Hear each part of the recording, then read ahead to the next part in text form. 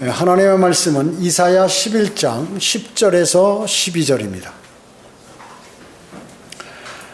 그날에 이새에게서 한 뿌리가 있어 백성의 깃발로 서리니 이방인들이 그것을 찾을 것이며 그의 머무는 자리가 영화로우리라. 그날에는 주께서 다시 두 번째로 손을 펴사 남아있는 그의 백성의 남은 자들을 회복시켜 아시리아와 이집트와 파드로스와 쿠스와 엘람과 시날과 하맛과 바다의 섬들로부터 돌아오게 하실 것이라.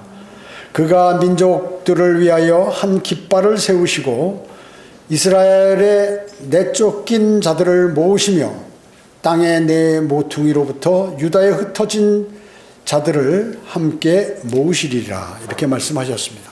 오늘 말씀 제목은 이스라엘을 보라 주님 곧 오신다입니다. 이스라엘을 보라 주님 곧 오신다입니다.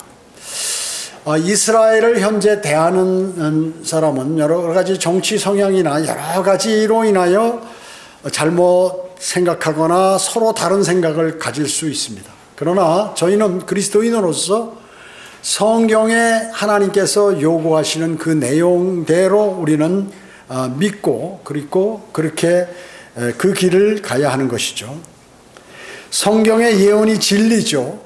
그리고 하나님의 살아계심과 능력의 증거 하나를 꼽는다면 그것은 바로 유대인인 이스라엘일 것입니다.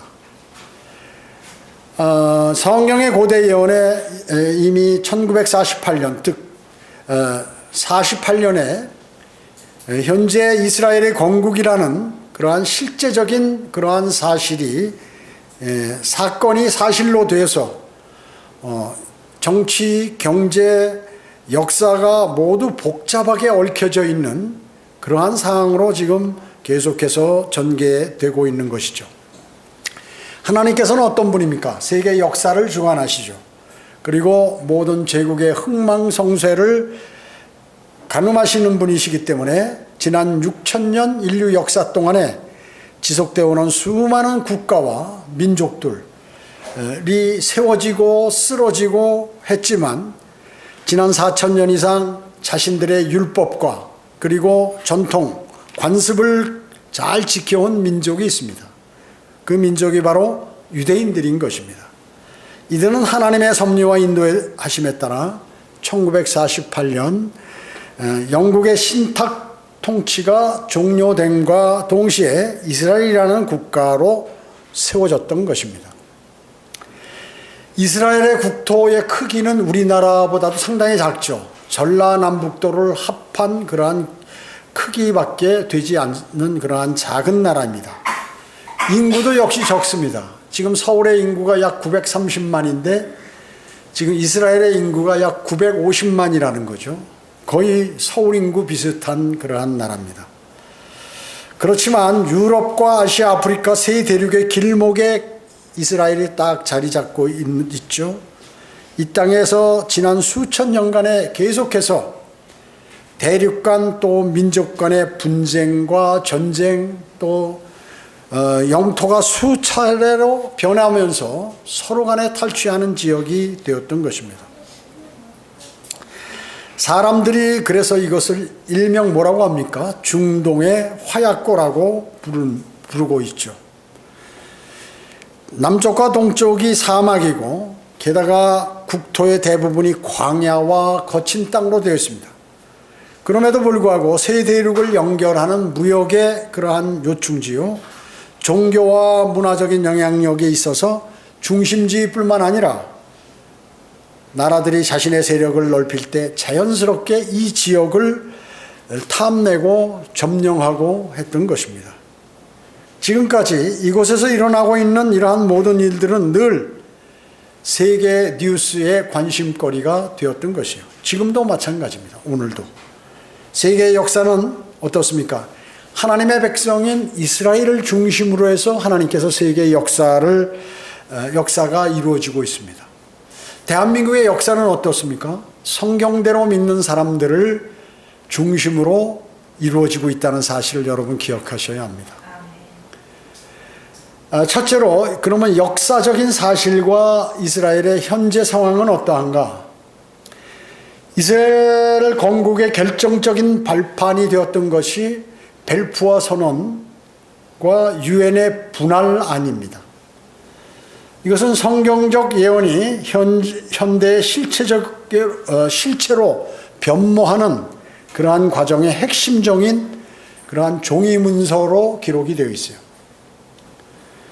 벨푸아 선언은 AD 1917년 세계 제1차 대전 중에 영국의 외무장관 아서 벨푸어가 유대인 금융가 로스차일드 경에게 보내는 짧은 편지에서 시작이 되었던 것이죠. 배경은 영국은 전쟁의 승리를 위해서 유대인의 자금과 그리고 미국의 참전 유도가 필요했던 것입니다. 영국 정부는 그래서 팔레스타인 땅에 유대 민족을 위한 민족적 고향을 수립하는 것을 찬성했어요. 그래서 거기에 최선을 다할 것이라고 그랬습니다. 즉 유대인들의 나라를 거기다 설립할 것이라고 이렇게 미리 얘기한 것이죠. 그러므로 인해서 정치적 파장은 매우 컸습니다. 유대인들은 이 선언을 성경의 귀한 약속이다 이렇게 하고 국제사회에서 최초로 인정받는 현대판 코레스 칙령이라고 이렇게 여겼습니다. 기뻐했겠죠, 이스라엘은요. 그러나 아랍인들은 영국이 이미 아랍인들에게 독립을 약속했던 맥마운 선언과 정면 배치되어서 배신감을 느끼고 격렬히 정하는 그러한 계기가 되었습니다. 이러한 벨푸아 선언이 있고 난 다음에 또 유엔의 그러한 팔레스타인 분할안이 이제 결정이 되었습니다. 그것은 2차 세계대전 이후 홀로코스트의 비극으로 알려지며 유대인의 국가 수립 여론이 막 거세지니까 영국은 팔레스타인 통치권을 아예 유엔한테 넘겨버렸습니다. 유엔에게 넘겼습니다. 그래서 유엔 총회 결의 181호에 의해서 1947년 11월 29일 날 유엔은 팔레스타인 땅에 두 개의 국가를 나누기로 이렇게 결의를 합니다. 분할 방식은 유대 국가는 전체 땅의 약 56%를 배정하고 그것은 이제 주로 척박한 네게부 사막을 포함해서 유대인들에게 56%를 땅을 주고 그리고 아랍 국가들에게 약 43%를 배정했어요. 그 두 개 국가를 인정한 거죠, 유엔에서. 예루살렘은 어떻습니까? 종교적 상징성 때문에 어느 쪽에도 속하지 못하도록 하고 국제특별관리구역으로 설정을 했던 것입니다. 그 결과 유대인들은 영토가 사실 쪼그라들었어요. 좁고 나누어져 있죠. 이렇게 파편화되어 있음에도 불구하고 자신들이 국가를 건설한다는 그러한 명분 아래 이를 전격 수용했습니다. 그러니까 이스라엘은 좋다, 우리는 수용하겠다. 그러나 아랍은 다수 거주자인 아랍인의 권리를 무사한 천사라 하며 강력히 거부를 한 것이죠.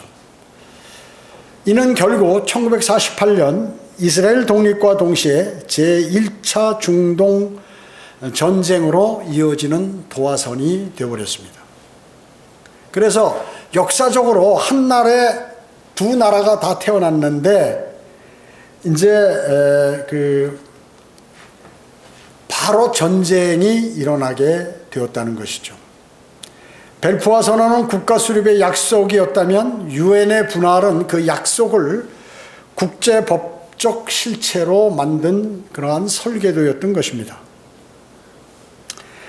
아브라함의 후손인 유대인들을 히브리인이라고 부르기도 하죠. 히브리어로 하이브리 이것은 강을 건너온 사람들이라는 그러한 의미입니다. 즉 아브라함이 유프라테스 강을 건너서 하나님의 명령에 따라 창세기 15장 7절에서 아브라함에게 약속하시며 이제 가나안 땅을 내게 주어서 유업을 삼게 하려고 너를 칼데아 우르에서 불렀다고 이렇게 말씀하고 있습니다.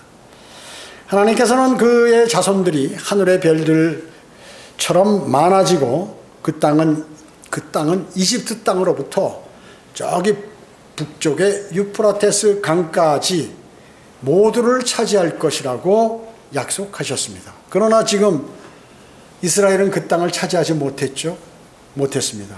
이제 천년왕국 때 이제 차지하게 되는 것이죠. 그러나 지금의 중동 상황은 그렇지 않아요. 이스라엘 주변은 온통 아람 모슬렘 족속들로 둘러싸여 있죠. 그리고 전통도 없고 문화도 없고, 그리고 팔레스타인들은 있지도 않은 땅을 자신들의 땅이라고 주장하고 이스라엘 땅을 양분했습니다. 그래서 팔레스타인 자치정부, 거기는 지중해 지역에 일부 있고, 그래서 요단강 서안 쪽에 가운데는 이스라엘이 있고, 이렇게 양분화되어 있어요. 양분화되어 있습니다.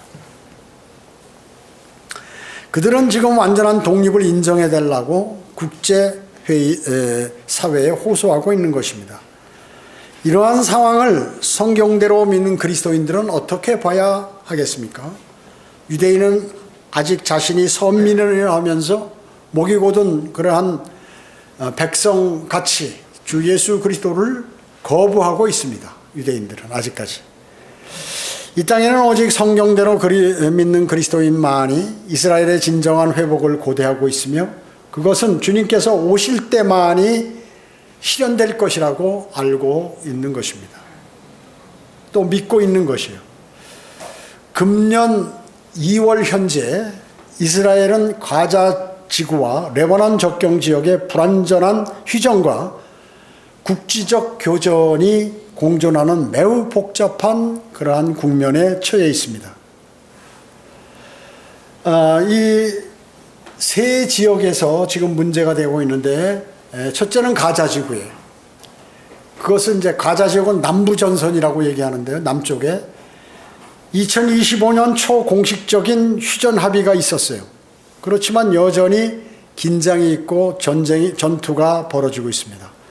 이스라엘군은 가자 지구의 약 60%를 군사 통제하고 있죠. 그리고 하마스 잔당을 소탕하겠다는 그러한 명분으로 간헐적인 공습을 가하고 있습니다. 사실은 이 팔레스타인이 PA죠. 자치정부가 먼저 이스라엘을 공격했어요. 미사일 공격함과 동시에 거기는 민간인들, 유대인들을 잡아갔어요. 그러므로 전쟁이 시작돼서 지금 벌써 몇 년이 흘렀습니다. 근 3년이 다 돼가요. 그 가자 지구는 어떻게 됐나요? 완전 초토화됐어요. 그런데 아직 끝나지는 않았습니다. 아직도. 2023년 10월 이후 현재까지 가자 지구의 누적 사망자가 7만 명을 넘어선 것으로 보고되고 있습니다. 또 하나의 전선이 있는데 그것은 북쪽입니다. 레바논 헤즈볼라가 공격을 하는데, 2024년 11월에 체결된 휴전협정이 유지되고 있지만 최근에 위반 사례가 급증하고 있고, 금년 1월 한 달간 이스라엘의 레바논 공습 횟수가 휴전 이후 최고치인 87회나 기록되어 있습니다. 서로 로켓을 쏘고 난리를 하고 있어요. 사실상 소모전 단계에 진입했다는 분석이 지배적인 것입니다. 그뿐만 아니에요. 저 멀리 있지만 이란과 대치하고 있습니다. 이스라엘은 이란의 미사일과 핵시설을 제거할 것을 목표로 삼고 있어요. 그래서 언제고 이란의 핵시설들을 폭파시키겠다고 해서, 전에도 미사일을 쏘았고 또 이란이 이스라엘을 향하여 미사일을 쏘았고 이렇게 하고 있습니다. 그러니까 지금 이스라엘은 어때요? 북쪽, 남쪽, 저 멀리에서 이란에서 계속 전쟁 중입니다. 전부 그 주변 나라들은 전쟁이 중이에요. 비상사태죠. 이스라엘 국내 정치는 그러기 때문에 어때요? 순탄하지는 않겠죠. 전쟁이 일어나면 갈등이 많이 있습니다. 네타냐후 정부의 전쟁 수행 방식과 인질 석방 문제, 또 전후복구 문제를 둘러싼 내부 분열이 심화되고 있고 정치적 타격을 많이 입게 되죠. 장기화된 전쟁으로 국가 부채가 급증하고 북부와 남부 접경 지역 주민들의 복귀가 지연되면서 노동력도 부족하고 물가는 상승하는 이중고를 지금 겪고 있습니다. 우크라이나에도 마찬가지죠. 2월 현재 이스라엘에 대한 국가 사회 평가는 어떠냐 하면요. 자위권 인정. 먼저 이스라엘을 공격했기 때문에 자기가 자위로 공격을 하는 것. 지키기 위해서, 자기 나라를 지키기 위해서 공격했다는 것을 인정했었어요. 거기에서 이제 너무 공격을 막 집중적으로 하니까 이스라엘은 어때요? 이는 이로, 눈은 눈으로. 한 발을 쏘면 10발을 쏩니다. 미사일을. 그러니까 인도주의적 책임 추궁으로 무게중심이 살살 움직이기 시작하는 것입니다. 초기에는 이 하마스 테러 대응하는 정당방어라는 시각이 있었지만 이제 전쟁이 2년 넘게 이루어지면서 비판의 목소리가 압도적으로 높아지고 있다. 그러면 유엔과 국제사회는 어떤가? 냉혹한 평가를 하고 있습니다. 잘못하고 있다라는 것이죠. 국제기구들은 이스라엘의 군사행동이 도를 넘는다고 평가하고 법적 도덕적 책임을 묻고 있는 것이고 전쟁 범죄와 집단 학살이 이루어지고 있다고 주장하고 있는 것입니다. 그래서 유엔 조사위원회와 인권단체는 이스라엘이 가자 지구에서 굶주림의 전쟁 무기를 사용하고 민간인을 무차별 타격한다고 하고 이것은 반인도적 범죄로 규정하고 그렇게 발표하는 것입니다. 그래서 국제사법재판소는 이스라엘에 대한 대량 학살 방지를 위한 모든 조치를 취하라고 명령을 했습니다. 최근에는 이스라엘의 팔레스타인 점령 자체가 국제법 위반이다 라는 그러한 자문 의견을 내놨고 이스라엘을 외교적으로 고립시키려고 지금 하고 있는 것입니다. 즉 여론의 지각 변동이 일어나는 것이죠. 지지에서 비판으로 이렇게 이어지는 것입니다. 전통적으로 이스라엘을 강력히 지지하던 서방 국가들의 민심이 크게 변하고 있는 것입니다. 미국 내 여론은 또 역전이 되는데 2023년 말에는 이스라엘의 지지 여론이 상당히 높았어요.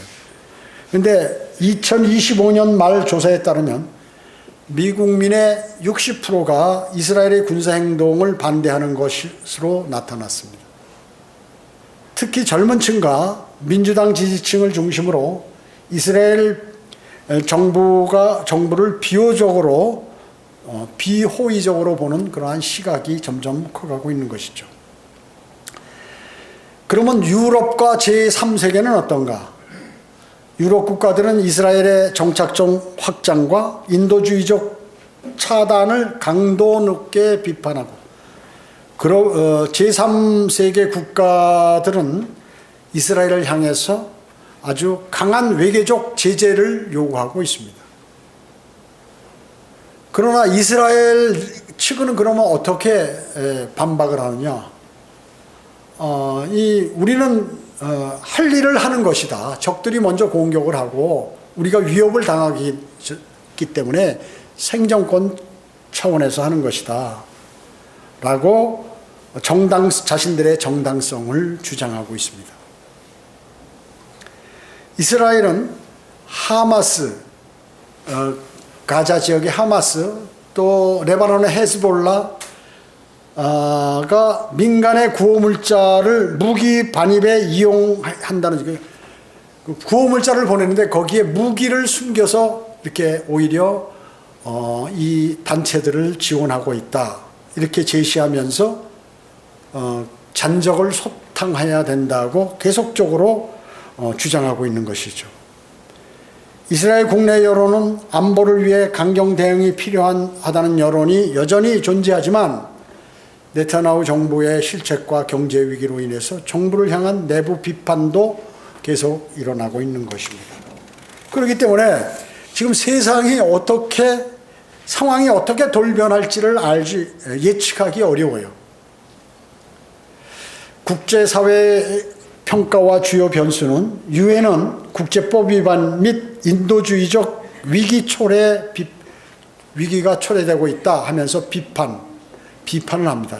이스라엘이 잘못됐다. 이것이 압도적이에요. 유엔 가입국 중에서 압도적이란 말이죠. 미국과 유럽은 어떤가? 시민이나 민간인 학살에 대한 거부감은 있다.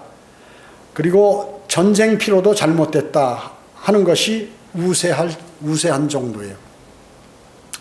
이스라엘 정부는 자국민 보호와 테러 집단 박멸의 정당성을 강조했고, 자, 그러니까 지금 팽팽하게 맞서 있기 때문에 이게 전쟁이 끝나지 않는 거예요. 계속 일어나겠죠, 앞으로. 중동 국가들은 팔레스타인 탄압 및 지역 불안정 주범으로 이스라엘을 지목하고 있습니다. 자, 더 요약하면 전폭적으로 이스라엘을 지지하는 나라들은 아직까지도 미국, 독일, 아르헨티나 이 세 나라죠. 무기를 지원하고 외교적 방어를 합니다. 군사는 파병 안 해도 무기는 미국에서 지금 계속 지원하고 있죠.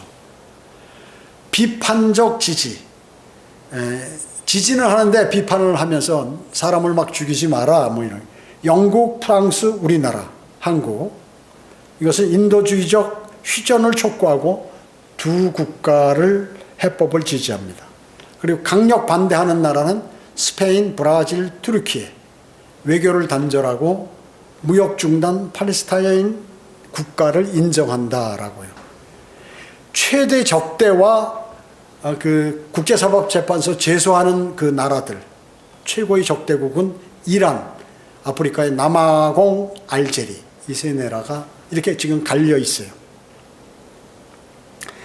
기타 나라 중에서도 보면 사우디아라비아는 관계는 정상화 카드를 유지하되 팔레스타인 국가를 요구하고 실용주의 외교를 하고 있습니다. 이집트는 이제 가자 지역의 난민 유업 차단과 휴전 중재를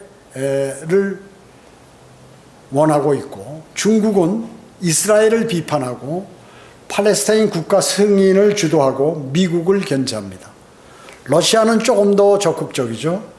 이란과 밀착하고 이스라엘과 관계가 점점 악화됩니다. 이스라엘하고 그동안 러시아가 친했거든요. 이 일로 인해서 이제 악화되고 반서방 연대에 속하게 됩니다. 유럽연합은 어때요? 무기 금수 조치 및 관세 부과를 논의 중이고 인도주의 압박을 가하고 있습니다.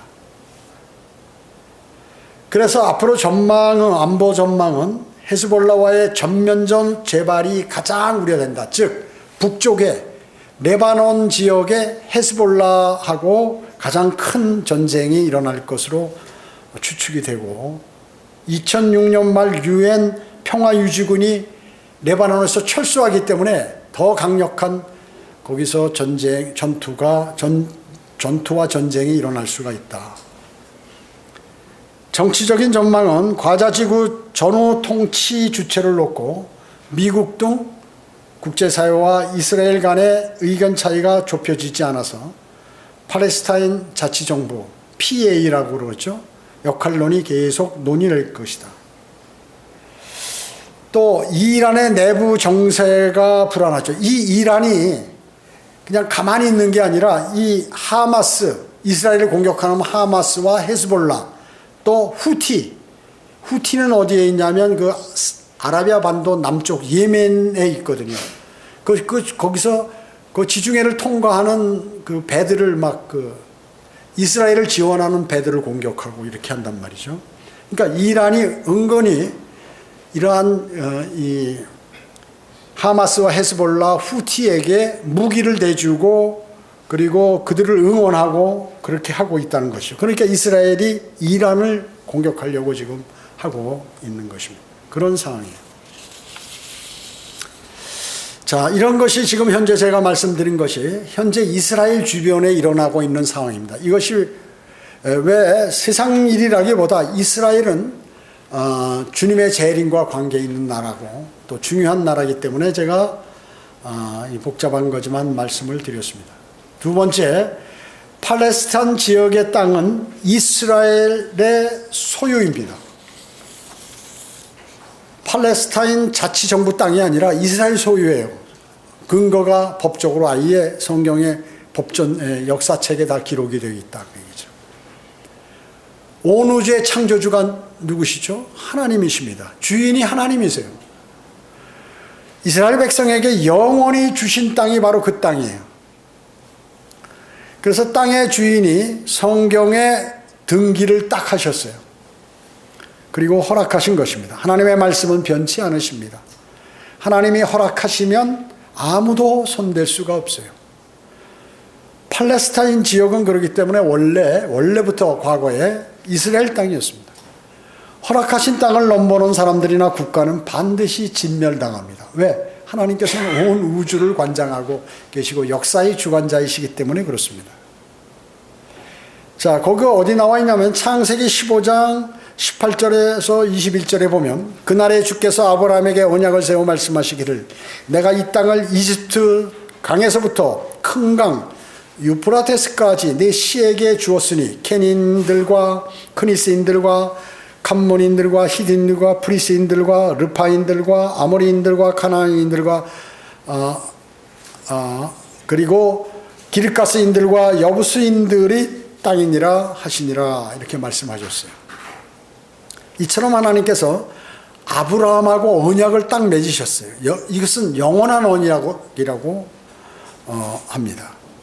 또 창세기 17장 6절에서 8절에 보면 내가 너를 심히 다산하게 하리니 내가 내게서 민족들을 이루며 내게서 왕들이 나오게 하리라. 내가 너와 내 뒤에 올 내 씨 사이에 대대로 내 언약을 세우리니 영원한 언약을 삼고 너와 내 씨에게 내가 타국인으로 있는 땅 즉 카나안의 모든 땅을 주어 영원한 소유가 되게 하며 나는 그들의 하나님이 되리라고 이렇게 하시면서 아브라함의 언약을 다시 한번 확증했어요. 한번 약속하시고 두 번째 너의 영원한 소유가 될 것이라 너와 너 후손들에게 영원한 땅이 될 것이라고 확정을 하셨습니다. 그뿐만 아니라 아브라함에게만 약속하신 게 아니에요. 그 아들이 또 잊어버릴까 봐 창세기 26장 2절에서 4절에 보면 이삭에게도 주께서 그에게 나타나셔 말씀하시기를 이집트로 내려가지 말고 내가 내게 말해준 땅에 거하라. 이 땅에 기거하라. 그리하면 내가 너와 함께 너에게 복을 주리라. 내가 너와 내 씨에게 이 모든 지역을 주어 또 내가 내 아비 아브라함에게 맹세한 것을 이루리니 내가 내 씨를 하늘의 별들처럼 번성하게 할 것이며 이 모든 지역을 내 씨에게 주리라. 내 씨 안에서 땅의 모든 민족들이 복을 받으리라. 이렇게 말씀하셨습니다. 그럼 아브라함의 아들이 이삭이고 이삭의 아들이 누구예요? 야곱이죠. 또 야곱에게도 했어요. 왜 이렇게 할아버지, 아버지, 아들에게 다 했을까요? 거기가 자기 땅이라고 주장할 사람들이 나타날 것이기 때문에 하나님께서 이렇게 확고하게 성경, 법전에서 이렇게 법전에 기록해 놓으신 것입니다. 창세기 28장 13절 15절에는 야곱에게 확증시켜 주셨는데 보라 주께서 그 위에 서서 말씀하시기를 나는 내 아비 아브라함의 주 하나님이요 이삭의 하나님이라. 내가 누운 땅을 내가 너와 내 씨에게 주리라. 내 씨는 땅의 티끌같이 될 것이며 너는 서쪽과 동쪽과 북쪽과 남쪽까지 멀리 퍼지리라. 땅의 모든 족속들이 너와 내 씨 안에서 복을 받으리라. 보라 내가 너와 함께 있어 내가 어디로 가든지 모든 곳에서 너를 지키며 너를 다시 이 땅으로 데려오리니 내가 네게 말한 바를 이룰 때까지 내가 너를 떠나지 아니할 것이라. 이렇게 말씀하셨습니다. 이스라엘은 하나님의 명령에 의해서 이집트에서 또 탈출했죠. 그래서 여호수아의 인도로 팔레스타인 땅으로 들어가 다윗 왕 때 더욱 확고하게 정착되었던 것입니다. 원래 팔레스타인들, 즉 우리 성경에 나오는 필리스타인들은 남부 지역인 욥바와 아스크론, 아스돗, 가자 지역에 이르는 작은 해안 지역의 평야지대에 거주하고 있었습니다. 이스라엘은 솔로몬 왕 이후 두 왕국으로 갈라지게 됐죠. 갈라지고 이방신을 섬김으로써 뿌리채 뽑히어 유랑길에 들어서게 됩니다. 팔레스타인 지역은 바벨론이 점령했다가 메대가 다시 점령하고 그 후에는 페르시아 통치하에 들어가게 되고 그 다음에 그리스가 장악하고 로마 제국이 점령을 해버렸던 것입니다. 그러니까 계속 쫓겨나가지고 거기 원래 주인이 거기서 살고 또 하나님께서 명령하신 것이고 땅 주인이 등기해 놓으신 곳인데 이 강대국들이 계속해서 공격을 했죠. 왜요? 이스라엘이 우상을 섬기고 했기 때문에 하나님께서 징계 차원에서 그렇게 하신 것입니다. 그렇기 때문에 상당히 로마는 AD 70년에 티투스 장군으로 하여금 예루살렘을 침공하도록 하였고 그 후 이스라엘은 모슬렘, 마멜록, 터키의 오스만 제국 그러한 제국들이 그 땅을 점령했던 것입니다. 차지했던 것이에요.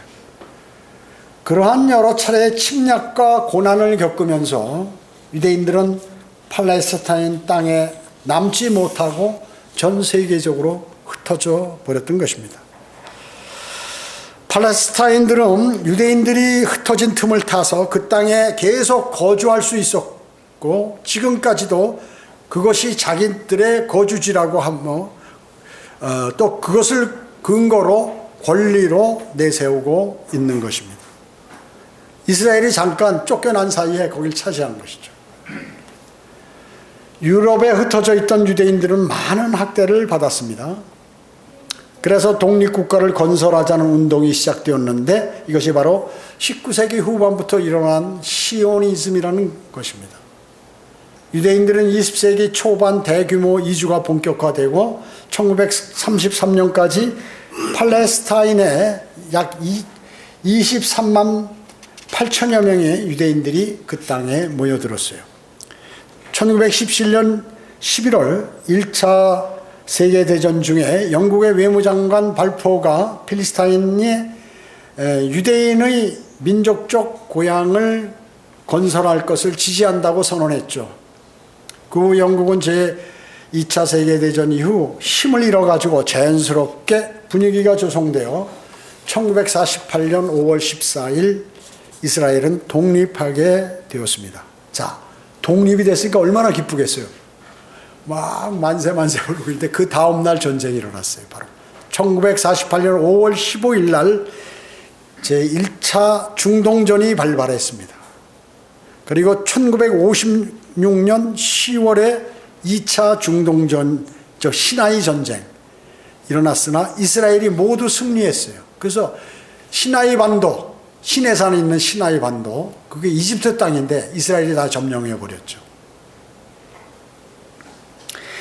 1967년 6월 5일, 제가 중학교 1학년 때인데 그때 막 전쟁이 난다고 막 라디오, 그 TV가 없었으니까 이렇게 라디오에 나오고 그랬는데요.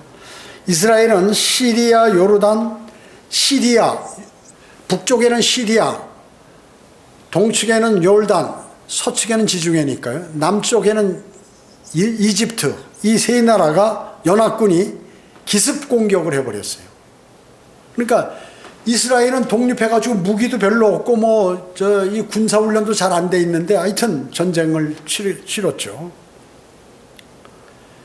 이것이 바로 6일 전쟁, 6일 동안 전쟁, 3차 중동전을 치르게 됐는데 그때 이스라엘은 이집트의 시나이 반도 전체를 다 점령하고 또 그 지중해 지역의 가자 지구 그리고 요르단 서안 그 땅을 전부 점령하고 동예루살렘 또 시리아의 골란고원 북쪽에는 이런 땅을 점령해서 땅을 넓혀버렸어요. 오히려 전쟁에 승리해버렸죠.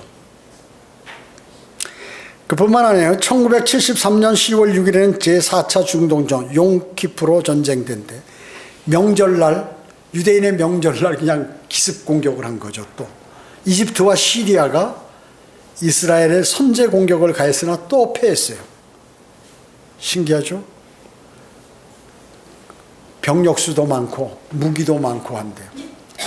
1979년 3월에는 이집트와 평화조약을 맺고 카터 대통령의 중재로 이스라엘이 시나이 반도를 그냥 이집트한테 다시 돌려줬습니다.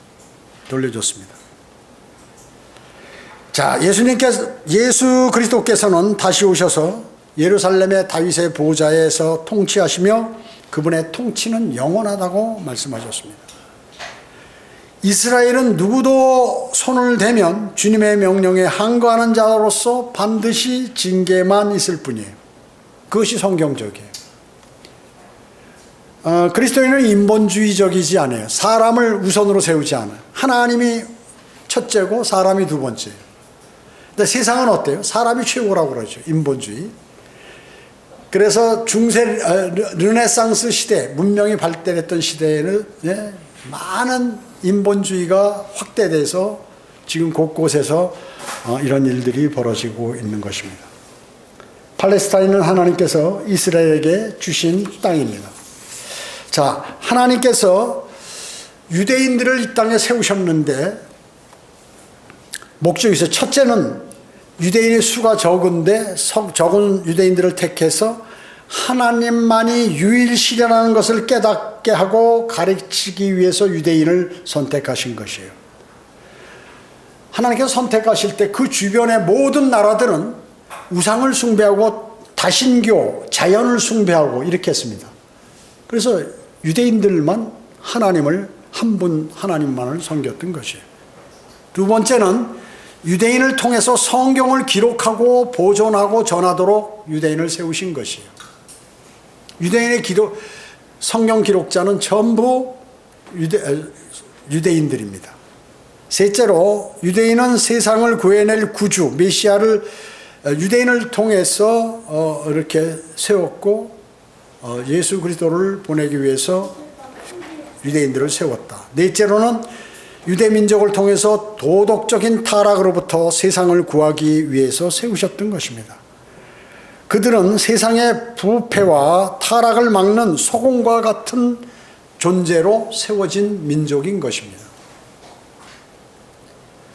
하나님께서 그들을 택하신 이유는 그들이 우월하고 능력이 있어서 택한 것이 아니라 너희를 택하신 것은 너희가 다른 민족보다 수가 많은 것이 아니라 모든 민족 중에서 가장 적기 때문이다. 그러니까 숫자가 가장 적은 민족을 하나님께서 선택하셔서 막강한 일을 수행하신다는 하나님의 능력을 보이시기 위해서 이스라엘을 선택하신 것입니다.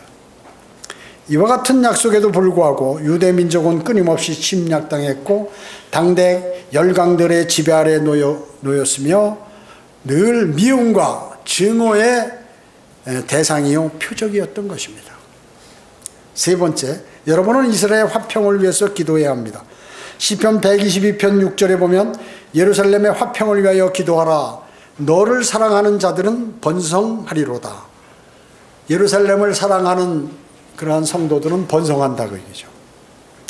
하나님께서는 그들에게 예루살렘을 완전한 평화와 함께 돌려주셨던 것입니다. 하나님께서는 예루살렘의 평화를 어떻게 정착시키시는지 간단히 살펴보면 하나님께서는 전 세계에 흩어진 이스라엘 사람들을 본토로 데려올 것이며 이것은 1948년 이스라엘 독립으로 1차 성립되었고 물론 최종적으로 주님의 재림 때 100% 귀국이 될 것이죠. 회개하지 않고 모인 그들은 하나님께서는 야곱의 고난의 때라고 불리는 그러한 용광로 속에 그들을 던져버리실 것이며 많은 유대인들이 실족하고 넘어지겠지만 대환란 때 믿음과 행위로 끝까지 견뎌서 구원을 받는 소수의 남은 자들이 있을 것이다 하는 것입니다. 예수님께서 다시 오실 때 그들은 민족적으로 회개할 것이고 그리고 예수 그리스도를 메시아로 영접할 것이다.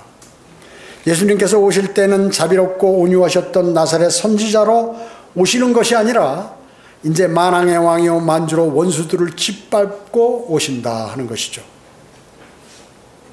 불꽃 같은 눈과 예리한 칼이 입에서 나오는 입을 지니신 예수님께서 흰 말을 타고 원수들을 짓밟는 모습, 그것은 무섭고 두려운 광경이에요. 그것이 바로 요한계시록 19장에 모두 기록이 되어 있습니다. 평화 콘서트, 친선 축구 경기, 평화를 외치는 나약한 메시지로는 결코 예루살렘의 평화를 가져올 수 없다는 것입니다.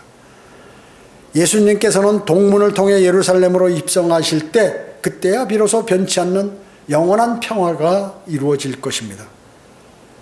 하나님께서 이스라엘을 대적하는 무리들을 심판하심으로써 평화를 가져오시는 것입니다. 아까도 말씀드렸지만 시편 122편 6절은 예루살렘의 화평을 위하여 기도하라. 너를 사랑하는 자들은 번성하리로다 라고 말씀합니다. 그리스도인은 예루살렘의 화평을 위해서 여러분들은 기도하셔야 합니다. 하지만 앞에서 살펴봤듯이 예루살렘의 평화를 위해서 무엇인가 노력하라는 말이 아니에요. 여러분이 평화를 위해서 어디 나가서 막 돈을 기부하고 가서 무슨 구호를 외치라는 것이 아닙니다. 인도주의적 견지에서 유엔의 입장을 따랐으면 하는 그런 말들이 많이 나오죠. 팔레스타인들이 그곳에서 살고 있으니까, 그러니까 현재 살고 있으니까 인도주의적으로 잘 대해주어야 한다 이렇게 말하기도 합니다. 또한 종교적 성지니까 종교의 자유를 생각한다면 당연히 국제 주권하에 두어야 한다고 주장할지 모릅니다. 이것은 세상의 판단입니다. 이것은 엄연한 성경을 무시한 발언의 초사죠. 분명 성경은 다윗 왕 때부터 예루살렘은 이스라엘의 영원한 수도임을 공포하셨던 것입니다. 즉 하나님께서 경계를 정해주시고 이스라엘에게 부여하여 주신 그러한 예루살렘이에요. 이 사실은 절대 불변의 사실입니다. 그리고 잠시 이스라엘이 왕고함으로 인해서 예루살렘이 파괴되고 또 다른 나라에 점령당했으나 다시 하나님께서 이스라엘에게로 그 도시를 회복시켜 주실 것입니다. 성경에서 예루살렘은 분명히 다윗의 도성이요 시온성이요 이스라엘의 수도라고 말씀하고 있습니다. 그리고 또한 천년왕국 때 우리 주 예수 그리스도께서 재림하셔서 이곳에서 실제 다윗의 보좌에 앉으셔서 통치하실 것입니다. 예루살렘은 명실공히 그분이 다스리는 세계 중심이 앞으로 될 것입니다. 그렇기 때문에 마귀들이 그 지역을 공격하고 모함하고 모든 인류가 그 이스라엘이 잘못하는 것으로 생각하도록 만드는 것입니다. 자, 그러기에 우리는 지금 이방인들이 그렇게 예루살렘을 눈독을 들이고 이스라엘에게 넘겨주지 아니라고 하는 그 이유를 아는 것이에요. 이방 나라들의 배후 조종하는 것은 뭐예요? 사탄은 예수 그리스도의 재림을 막기 원하며 그분께 이 세상을 넘겨주기를 거부하는 것이에요. 지금은 이 세상의 신은 누구예요? 사탄이에요. 근데 주님이 오시면 이제 넘겨야 돼요. 이게 다 다 정해져 있어요. 법으로 이미 다 돼 있어요. 결론이 났어요. 그분의 왕국을 자신이 찬탈하기를 호시탐탐 그러기 때문에 노리고 있는 것입니다. 그래서 사탄은 예루살렘의 주인이 되려고 하는 것입니다. 그래서 실제 대환란 초기에 후 3년 반 지역에 후 3년 반에 와서 적그리스도 그 사탄이 바로 예수님께서 앉으실 그 자리에 앉아서 내가 하나님이라고 그렇게 하는 것이 요한계시록에 기록이 되어 있습니다. 이것이 바로 그가 생각하는 것입니다. 이것이 어제 오늘의 일이 아니죠. 지나온 역사에서 수많은 나라들이 예루살렘을 공략한 이유인 것이에요. 앞으로도 그럴 것이고 성경은 많은 부분에서 이 사실을 이미 말씀하셨습니다. 앞으로 올 적그리스도는 평화의 이름으로 예루살렘에 돌아올 것이며 마치 통치자인 양 행세할 것입니다. 그리고 결국 그 정체는 밝혀져서 예루살렘은 참 주인이신 주 예수 그리스도에게 이양될 것이며 이방 나라들은 모두 모여 우리 주를 대적하고 예수 그리스도를 공격할 것입니다. 그러나 또한 엄청난 파멸과 함께 그들은 스스로 막을 내리게 될 것이에요. 이것이 바로 요한계시록 20장에 나와 있는 아마겟돈 전쟁들, 또 전쟁인 것입니다. 그뿐만 아니라 또 천년왕국 후에도 완벽하게 멸망당하는 것입니다. 우리는 참으로 예수 그리스도께서 다시 오시는 것을 믿고 기다립니다. 비록 그때가 언제일지는 알 수 없지만 이제 가까워졌습니다. 그러나 예루살렘을 이스라엘에게 넘겨주지 아니하는 세상의 움직임을 여러분들은 보면서 중동 평화라는 거대한 지계표를 보면서 다시금 하나님의 시간표가 우리에게 다가왔다 하는 것을 알 수 있습니다. 그러나 물론 어느 것 하나 속단해서는 안 될 것이죠. 이 시대에 살아가는 우리에게 있어서 중요한 것은 주님의 재림을 기다리면서 신실하게 주님의 명령을 준행하는 자세, 그것이 바로 필요한 것입니다. 세상은 끝을 향해 달려가고 있습니다. 이것은 믿음 없는 사람들조차 인정하고 있어요. 이제는 그분의 오실 일만 남았습니다. 예수 그리스도께서 재림하시면 이스라엘을 대적하러 모인 적그리스도의 모든 군대들은 처절하게 심판을 받을 것입니다. 또한 자신들이 찔렸던 그분을 본 유대인들은 애통하며 이제는 그분을 그들의 메시아로 받아들이고 그리고 영접하게 될 것입니다. 거듭난 그리스도인들은 휴거되어서 이 세상에 휴거된 후에, 여러분들이 휴거된 후에 이 세상에 전무후무한 대환란을 거치게 될 것을 세상은 꼭 알아야 하는 것입니다. 참으로 역사의 중심은 이스라엘입니다. 역사의 시간표를 주관하시는 분은 하나님이십니다. 그분께서 자신의 목적과 의도대로 이 일을 행하시며 그분의 시간표에 따라 역사는 움직이고 있는 것입니다. 하나님께서는 이 땅도 한번 이 전 지구를 흔들어 버리실 것입니다. 흔들면 어때요? 다 무너져 버리시겠죠? 위에서 불이 내려오고. 이집트의 노예 생활은 극에 달했을 때 어땠습니까? 구원의 손길을 주셨던 것과 같이 세계 대전 이후 이스라엘은 2000년 만에 건국과 함께 독립된 국가를 이뤘으며 80년 만에 세계 어느 나라도 넘볼 수 없는 경제적, 군사적 강국으로 우뚝 서게 되었으며 미국을 비롯한 전 세계에서 가장 영향력 있는 사람들이 되었습니다. 이것은 그들의 자신의 뛰어남이 아닙니다. 하나님께서 택하신 백성에게 하나님께서 주신 능력과 선한 손길 때문에 그렇게 된 것입니다.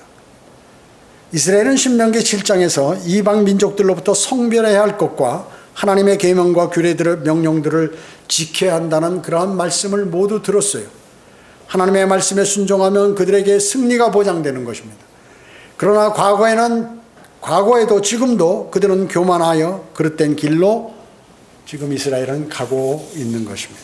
따라서 이제 그들에게 결코 경험해보지 못했던 대환란의 심판이 기다리고 있으며 대환란을 겪으면서 회개하고 주 예수 그리스도를 그들은 영접하게 되는 것입니다.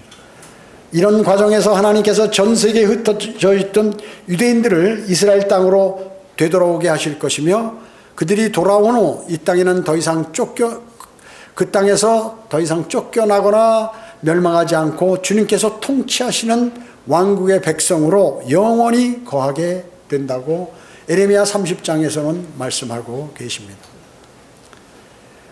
하나님께서 우리에게 하나님의 자녀로서 어떤 일을 맡기셨다면 우리 자신의 뛰어남이 아니라 우리가 연약한 존재들이기 때문에 바로 우리의 연약함은 주님의 능력을 드러내는 좋은 도구가 된다는 것입니다. 이스라엘의 수가 적기 때문에 하나님께서 이스라엘을 사용하셔서 하나님의 살아계심을 만천하에 고하는 것과 마찬가지로 약한 그리스도인을 통하여 하나님의 살아계심을 지금도 증명하고 계시는 것입니다. 부족한 사람들을 들어 능력 있는 역사를 이루시는 하나님을 여러분들은 찬양해야 합니다. 그리고 누구든지 하나님께 쓰임 받는다고 여긴다면 스스로를 낮추고 주님의 지혜와 능력을 구해야 합니다. 그리고 이스라엘에게 명령하셨던 것처럼 우리는 주 하나님께 순종하는 사람들이 모두 되어야 합니다. 그것만이 하나님께서 주시는 승리로 하나님을 영원하게 하는 길입니다. 마지막 네 번째, 이스라엘은 구약 성도들도 나중에 부활하고 민족적으로 모두 구원을 받습니다. 주님의 재림이 있기에 남은 자들이 회복될 것입니다. 예레미야 31장 8절에서 10절에 보면 보라 내가 그들을 북쪽 지방에서 데려올 것이며 땅의 지경들로부터 모으리니 그들과 함께 소경과 절름발이와 아이벤 여인과 아이로 산고하는 여인을 모을 것이요 큰 무리가 그것으로 돌아오리라. 그들이 울며 올 것이며 내가 강구함으로 그들을 인도할 것이며 내가 그들로 물 있는 강가에서 바른 길로 걸어가게 하리니 그들이 넘어지지 아니하리라. 이는 내가 이스라엘에게 아버지이며 에프라임은 나의 첫 태생이니라. 오 너희 민족들아 주의 말을 듣고 먼 섬들에서 그것을 선포하여 말하라. 이스라엘을 흩으셨던 이가 그를 모으시고 지키시리니 마치 목자가 양떼에게 하신 것 같이 하시리라. 이 땅에 주님의 재림이 없다면요 그리스도인의 소망은 없습니다. 왜 우리가 고난과 환난과 핍박 가운데 그것을 이겨내야 합니까?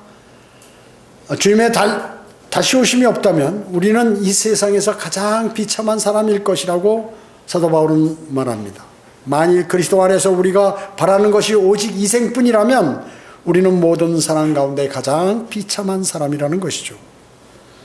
성경을 모르거나 지혜 있는 채 아는 자들은 이스라엘에 대해서 하나님께서 이미 영원히 이스라엘을 손을 뗐다고 이렇게 주장을 하여 성경을 읽는 이들로 하여금 이스라엘의 회복을 이해하지 못하도록 만들고 있습니다. 많은 목사들도 그렇게 하고 있어요. 그러나 하나님께서는 결코 이스라엘에 대해서 끝내지 아니하셨다는 것이죠. 이스라엘은 현재 이방인들의 충만함이 차기까지 일부가 완고하게 된 것일 뿐입니다.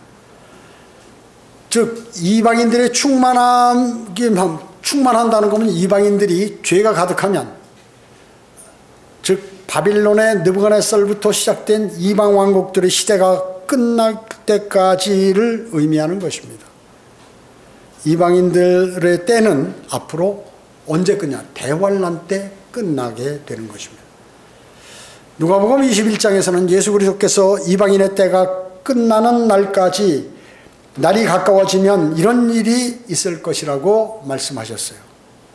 또 그들은 칼날에 쓰러질 것이며, 유대인들이죠. 모든 민족들에게 사로잡혀 갈 것이요 또 예루살렘은 이방인들의 때가 찰 때까지 이방인들에게 짓밟히리라. 그때 사람들은 인자가 권세와 큰 영광으로 구름 타고 오는 것을 보리라.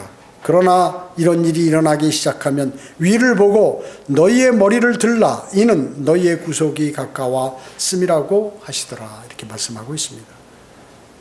여기에서 인자가 권세와 큰 영광으로 구름 타고 오는 것을 그것은 즉 예수 그리스도의 영광스러운 재림을 말씀하는 것입니다. 이 예언은 아직 성취되었지 않았지만 조만간에 이루어질 것입니다. 그러나 현 국가들의 괴로움과 혼란, 위기의 모든 상황은 인자이신 예수 그리스도께서 오시는 날이 멀지 않았음을 말씀하고 있는 것입니다. 그러므로 또 보여주고 있는 것이에요. 그러므로 이스라엘 민족의 회복은 예수 그리스도의 재림과 마치 꽉 물려있는 톱니바퀴와 같은 것입니다. 에스겔은 뭐라고 했냐면, 오 이스라엘 집아, 내가 너희를 위하여 이것을 행하는 것이 아니라 너희가 간 이방 가운데서 너희가 더럽혔던 나의 거룩한 이름을 위해서니라. 나는 이방 가운데에서 더럽혀진, 즉 너희가 그들 가운데서 더럽혀진 나의 위대한 이름을 거룩하게 하려고 내가 그들의 앞 너희 안에서 거룩하게 될 때 이방은 내가 주인 줄 알리라. 주 하나님이 말하노라. 내가 너희를 이방 가운데서 빼내고 모든 나라에서 너희를 모아 너희 본토로 데려오리라. 이렇게 말씀하고 있습니다. 자, 그 데려오는 것은 유대인들이 잘해서 그런 것이 아니라 하나님의 거룩한 이름을 위해서라고요. 하나님의 능력, 만약에 자기 백성을 그렇게 끝까지 놔두면 하나님을 믿지 않을 거 아니에요, 사람들이요? 그러니까 전부 모아서 데려오겠다. 에스겔 37장에 보면은 마른 뼈들로 가득한 골짜기들에서 그들이 살아나는 장면이 나옵니다. 이것은 환난 후 휴거가 있을 때 셋째 하늘로 들려 올라가는 구약 성도들의 부활이 있을 것임을 말씀하고 있습니다. 자, 이 예루살렘에는 가면 예수님께서 어디로 입성하십니까? 동문으로 입성하세요. 동문. 그 동문을 지금 황금문이라고 그러죠. 황금색으로 딱 칠해놨어요. 주 예수 그리스도께서 입성하실 때 그 문으로 입성하십니다. 예루살렘 동남쪽 베다니 마을에서 바라본 성전산, 예루살렘은 구도시와 신도시 지역으로 이렇게 딱 나눠져 있거든요. 동예루살렘이라고 불리는 구도시는 옛 성벽과 오래된 도시로 유대교, 기독교, 이슬람, 아르메니아 지역으로 이렇게 나눠져 있어요. 물론 기독교는 카톨릭가 있습니다.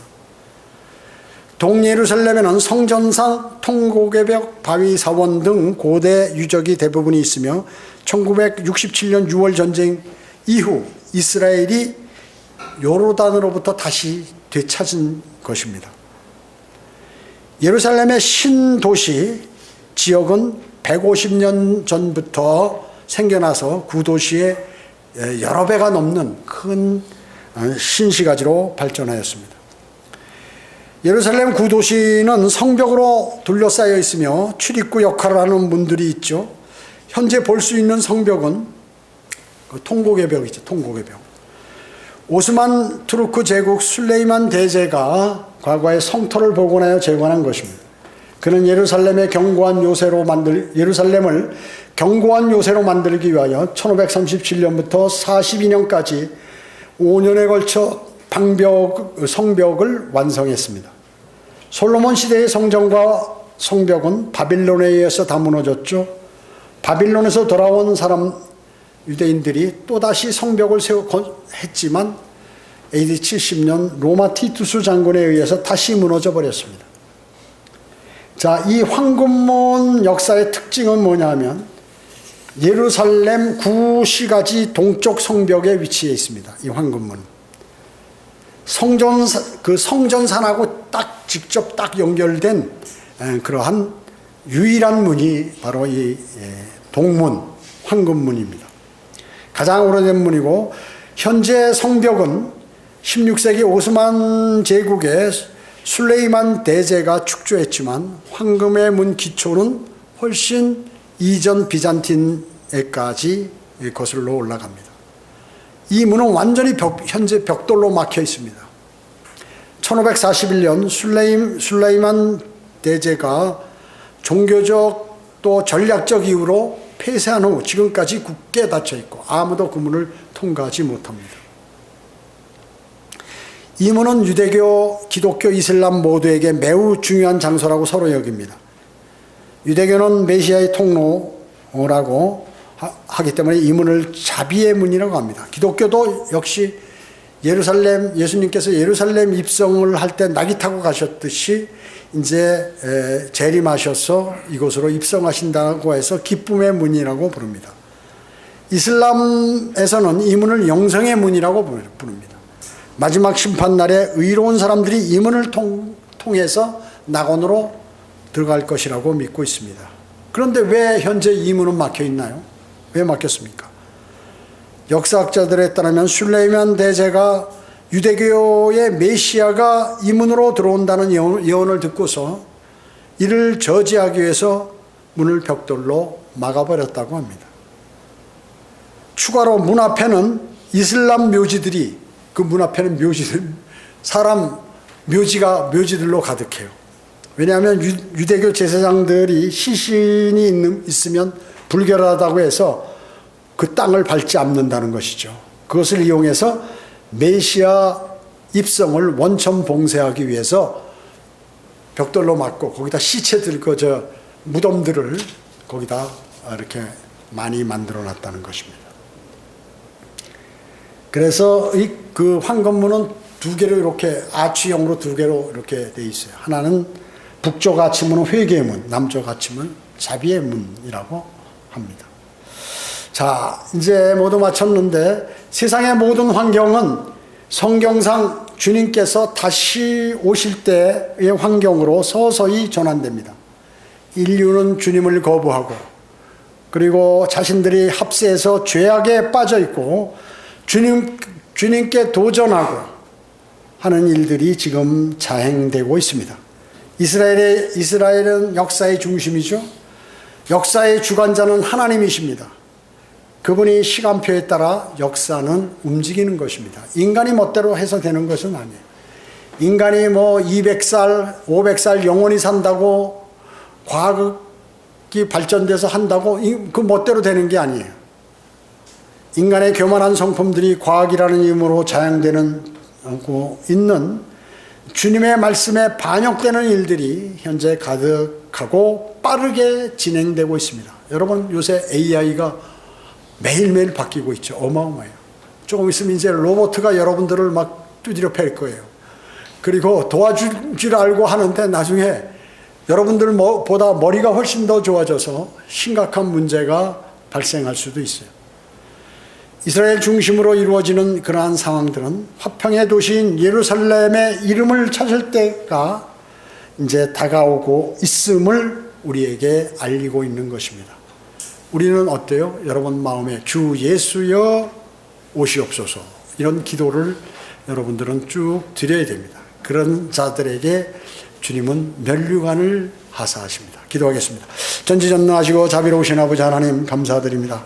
저희들 오늘 긴 시간 이스라엘의 현 상태와 그리고 성경에서 강조된 내용들 그리고 하나님께서 그곳을 이스라엘에게 땅으로 주신 것 그리고 곧 있을 심판들에 관한 그리고 세상의 악화된 됨으로 인하여 주님께서 심판하시기 위하여 이 땅에 오신다는 사실을 우리는 알게 되었습니다. 저희는 늘 주님의 말씀을 마음속에 담고 오실 주님을 고대하는 아름다운 그리스도인의 삶을 살아가도록 저희를 주님 인도해 주시기 원합니다. 감사드리오며 다시 오셔서 저희를 데려가실 주 예수 그리스도의 이름으로 기도드립니다. 아멘.